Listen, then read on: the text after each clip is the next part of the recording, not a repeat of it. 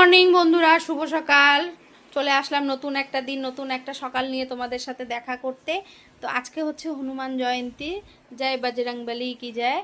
আর পূর্ণিমাও আছে আজকে, কিন্তু দিনটা দারুণ। আর শনিবার বুঝতে বাজারে গিয়েছিলাম, বাজার থেকে স্নান সব কাজকর্ম সেরে, বাসি কাজকর্ম সেরে স্নান করে বাজারে গিয়েছি। বাজার থেকে নিয়ে এসছি ফুল, মালা, মিষ্টি, দুধ, কলা সব নিয়ে এসেছি। আর আমার ঘরের মাকে কিন্তু আমি দুধ কলাও দিয়েছি আজকে।